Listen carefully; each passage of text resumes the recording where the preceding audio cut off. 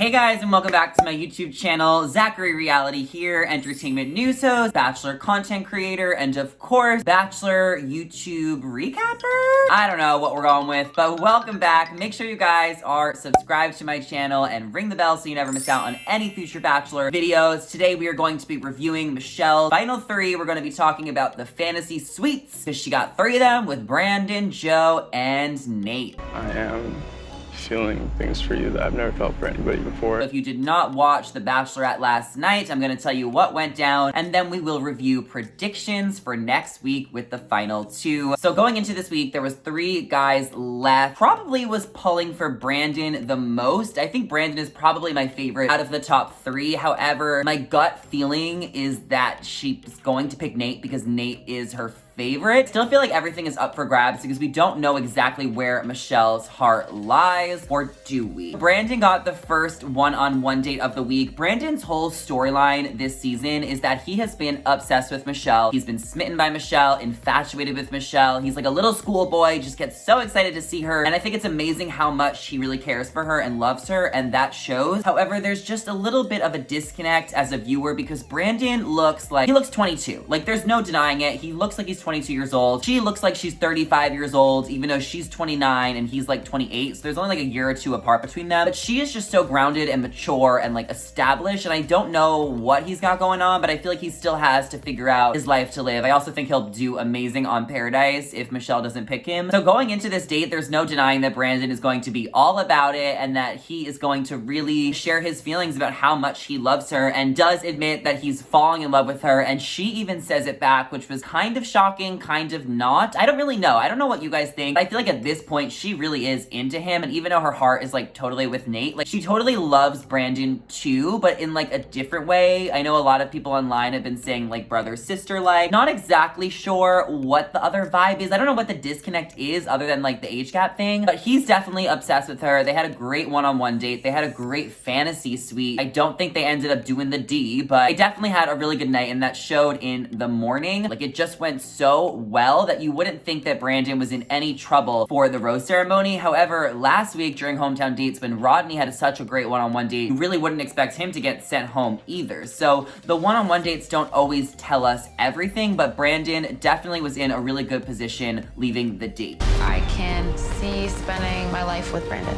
Next up was Joe's date. Joe got the second one-on-one date, and I feel like Joe had lost time to make up because Joe's always been a frontrunner since the beginning. You know, they had that whole knew each other from Minnesota, this, that, then they had all of these dates throughout the season, going to high school and prom. I've always felt like Joe and Michelle were like reliving their youth together because Michelle always had a crush on Joe, I believe, like back in the day. Even though they never knew each other, they definitely saw each other in like basketball news and rosters since they both played competitive basketball in their town. So I feel like Michelle was just really excited to kind of like live her high school or teenager dreams out with Joe, but I never saw them lasting forever. I've always gotten a friend vibe. Also, Joe is just so shy and like, not like he's like meek, but he's just so laid back, and we even saw that like his brother and his dad were laid back during his hometown date. Something about the Coleman men. So Joe is just like, doesn't like to show his emotions, and at this point in the season, you need to be all out there showing your emotions, otherwise Michelle is going to go with someone that is all in, and I feel like Joe has been holding back so much, and I don't know if it's because he's introverted or if it's because he's not truly into Michelle. There has to be a little bit of concern considering he never answered her DM, and now all of a sudden that she's the Bachelorette, he wants to be all up on her. So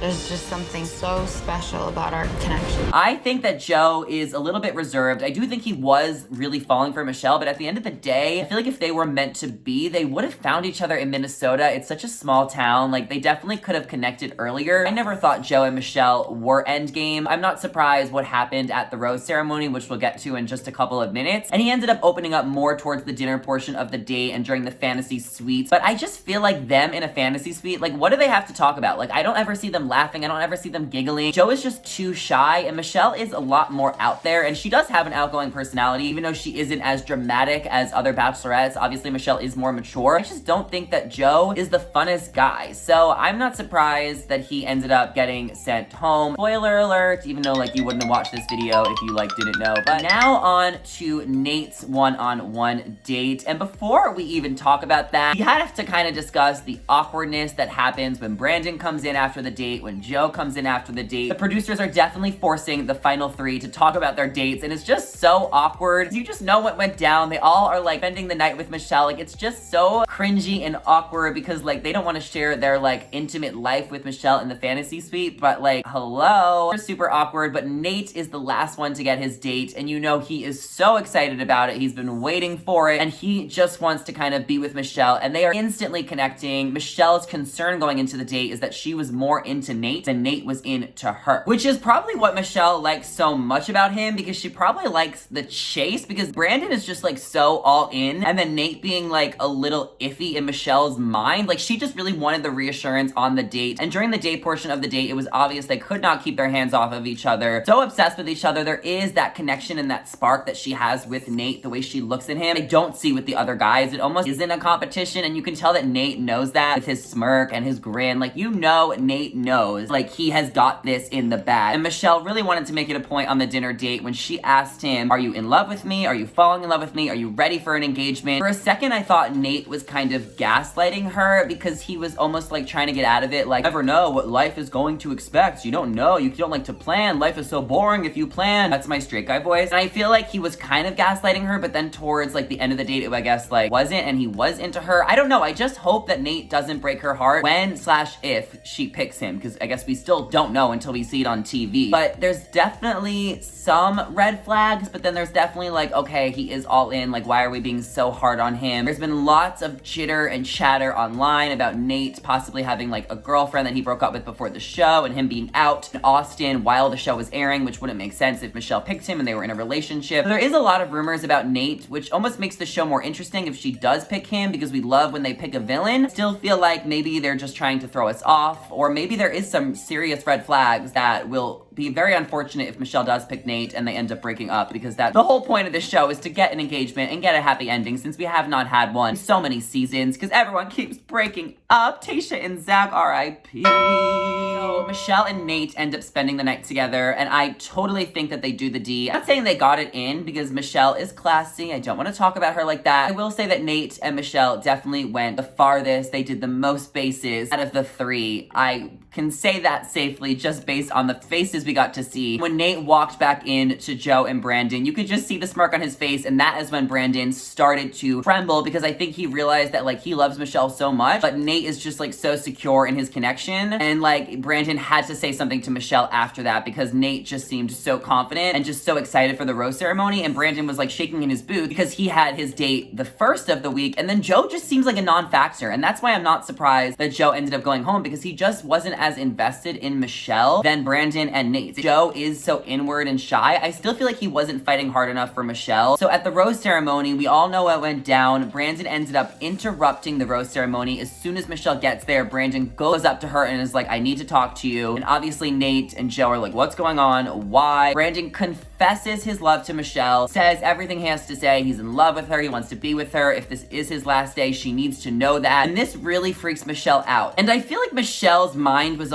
probably already made up going into the rose ceremony that she was going to save Brandon regardless. This definitely reassured her and only helped Brandon's case, because you didn't see Joe doing that. You didn't see Joe fighting for her. Like, Brandon was willing to do whatever it took, and that's why Brandon deserves to be there, because he truly wants to be there, and it just felt like Joe didn't. So Michelle ends up sending Joe home, very upset. He was in love with her. Michelle even said she was in love with Joe on the way out, and that it was so hard to send him home. But I feel like she knew she was doing the right thing, and they weren't going to last. And I was sad to see Joe go. I think Joe's a great guy. He's nice. I really do think we'll see Joe on Bachelor in Paradise next summer, so you guys can definitely look forward to seeing him there. But at the end of the day, I don't think Joe and Michelle were meant to be, so I'm not super, like, you know, surprised or sad. I definitely predicted that. And I mean, now we are going into the final week. Next week is a 3-hour finale, so it's gonna be super exciting to see what goes down. My prediction is that she is going to pick Nate, and that Brandon is going to be so brokenhearted. Brandon reminds me of Blake Hortzman from Becca Kufrin's season. I feel like we're gonna get that reaction out of Brandon, like pure heartbreak, devastation, and I feel like her and Nate are going to get engaged. At least I hope they are. And before we judge if Nate and Michelle are really going to last, we need to see their dynamic on After the Final Rose and see how they kind of vibe. I'm praying for them. I want the best for them. I hope they last cast. I hope they're in love. I want to see a happy Bachelor Nation couple. And next week, we'll be back on my YouTube channel to discuss after the final rose and the finale and see everything that goes down. So if you guys watched The Bachelorette last night, let me know your thoughts. If you didn't watch, also ask me some more questions in the comments down below. Leave your predictions, and we'll be back on my YouTube channel next week. So make sure you guys are subscribed to my channel, ring the bell, follow me on Instagram, follow me on TikTok at Zachary Reality for all of the updates, and I will catch you guys in the next one. See you later. Bye.